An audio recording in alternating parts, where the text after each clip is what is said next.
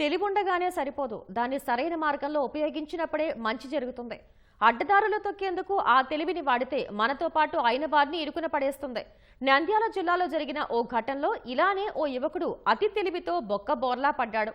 సులభంగా డబ్బు సంపాదించాలని ఆశకుపోయి తిరుమల దర్శనం కోసం ప్రజాప్రతినిధి సిఫార్సు లేఖలు తయారు చేశాడు. అధికారులు అసలు విషయం గుర్తించి ఆట కట్టించారు.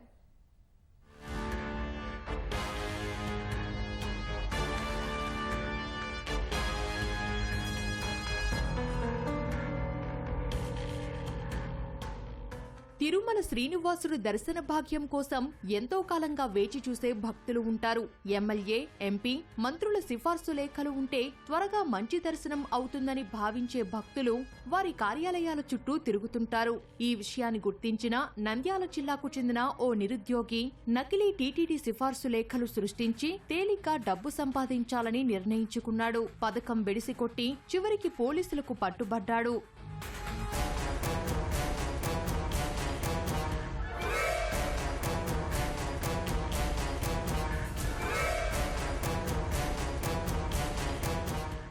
నంద్యాల జిల్లా వెలుగోడు మండలం గుంతకందాల గ్రామానికి చెందిన వెంకటేశ్వరలు అనే యువకుడు డిగ్రీ వరకు చదువుకున్నాడు. ప్రస్తుతం నంద్యాల పట్టణంలోని బైర్మల్ వీధిలో అద్దె ఇంట్లో ఉంటున్నాడు.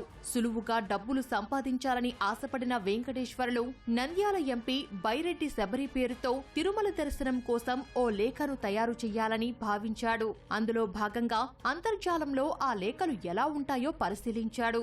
అన్నీ సరిచూసుకొని అచ్చంగా అలాగే ఉండేలా ఓ లేఖ తయారు చేశాడు.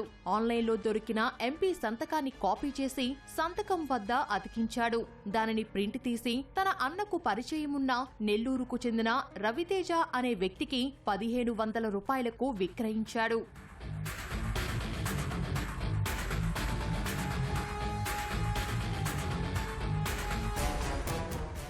వెంకటేశ్వరుడు అతను చదివి నిరుద్యోగిగా ఉంటూ ఈ మేడం ఎంపీ గారి యొక్క లెటర్ని, సిగ్నేచర్ని, ఇంతకుముందు ఉన్నటువంటి సిగ్నేచర్ని ఫోన్లో డాక్ స్కానర్ ద్వారా కట్ చేసి దానిని ఒక ఎంటీ లెటర్ హెడ్ అతను తయారు చేసి లెటర్ హెడ్ మీద పేస్ట్ చేసి దాన్ని ప్రింట్ తీసి వాళ్ళ తెలిసిన వాళ్ళకి తిరుమల దర్శనం కోసం లెటర్ ఇవ్వడం జరిగింది.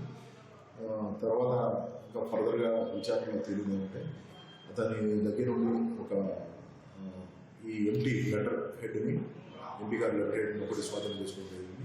అందులో నుంచి అతని దగ్గర ఎటువంటి మాకు లభ్యం కాలేదు. రవితేజ ఈ నెల 13వ తేదీన తిరుమలలో జేఈఓ కార్యాలయంలో ఆ లేఖను సమర్పించాడు. అది నకిలీదిగా గుర్తించిన అధికారులు ఎంపీ కార్యాలయాన్ని సంప్రదించారు. తాము ఎవరికీ ఏ లేఖ ఇవ్వలేదని అటు నుంచి సమాధానం వచ్చింది. టీటీడీ అధికారులు రవితేజను నిలదీస్తే అసలు విషయం బయటపడింది.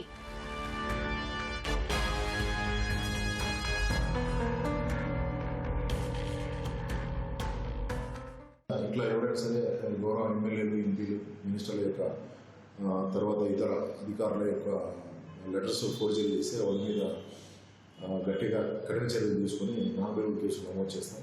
ఎవరు కూడా ఇటువంటి దళాలని నమ్మి మోసపోవద్దని చెప్పేసి ప్రజలకి అందరికీ పోలీసు శాఖ కోరుతున్నాం. నకిలీ సిఫార్సు లేఖపై బైరెడ్డి శబరి అనుచరులు బైరెడ్డి దినేష్ కుమార్ రెడ్డి నంద్యాల 1వ పట్టణ పోలీస్ స్టేషన్లో ఫిర్యాదు చేశారు. కేసు నమోదు చేసిన పోలీసులు నిందితుడిని అదుపులోకి తీసుకుని విచారిస్తున్నారు.